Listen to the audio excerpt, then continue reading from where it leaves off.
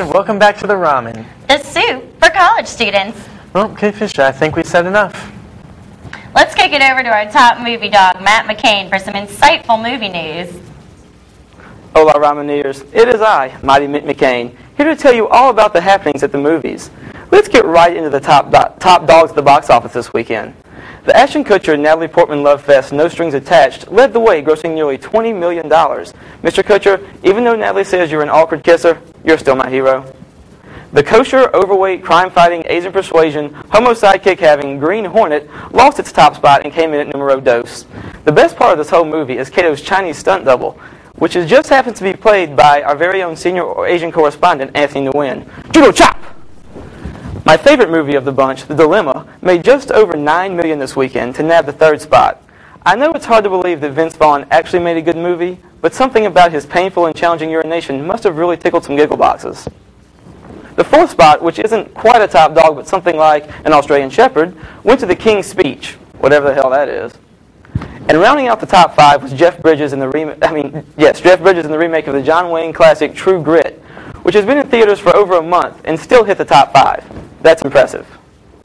Now, if those are the top dogs, these are something like Beverly Hills Chihuahuas. Sorry, Paris. Nicolas Cage continued his boring, untalented ways in The Season of the Witch. In just its third week in theaters, this bomb grossed a measly $2.3 million, and that is exactly why it's this week's Shih Tzu. Jack Black's ridiculous antics continued in Gulliver's Travels, which made just over $1 million this weekend. I don't really know what kind of dog or rating to give this one, but I thought this pooch kind of looked like JB, so that's what he gets. In other movie news, former celebrity Macaulay Culkin is supposedly seeing Spanish adult film star Irene Lopez. Wind of this came after a picture of the two outside of a Barcelona sex club surfaced. Now, Lopez is down with this whole thing, telling reporters that she's hung out with Culkin numerous times.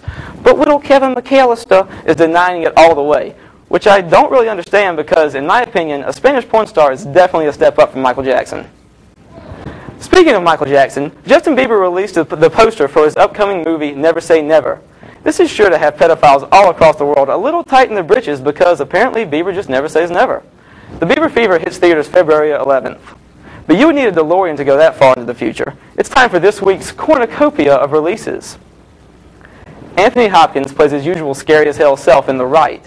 He's supposed to be possessed, so I guess he just pretty much plays himself. Then there's the action thriller The Mechanic. I obviously haven't seen this one yet, but I don't have very high hopes for it.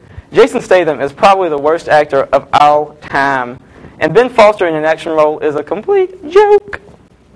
Other movies coming out this weekend include From Prada to Nada and the Oscar-nominated Beautiful. I guess that's how you say it. It's Mexican. I don't really know. Anyways, that's all the time I have for today. So I'm going to make like a tree and get out of here. Stay tuned to the Ramen. Tired of paying too much? Diamond Mazda, we'll be waiting for you.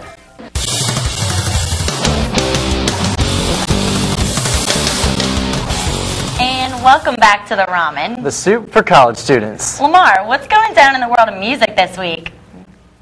Well, viewers, I have a joke for you. Why did the chicken cross the road? 'Cause Flav was trying to choke it. Rapper/reality TV star William Drayton Jr., better known as Flavor Flav, spread his wings on Monday in Clinton, Iowa, and opened a chicken joint called Flav's Fried Chicken. There really isn't a better town than Clinton to start a fried chicken business. And if Flav's Chicken is anything like the women from The Flavor of Love, then we can expect this business to be ghetto fabulous and ignorant. Yeah, boy! In other music news, for those of you with Bieber fever, Justin Bieber released his poster for his upcoming movie entitled Never Say Never. Later, Bieber will be teaming up with Trojan Condoms with the new marketing scheme. Safe sex is great sex. Better wear latex, because you don't want that late text that I think I'm late text. Speaking of clever quotes, Lil Wayne, Weezy F Baby, can't forget to say the baby, has announced his second I Am Music tour.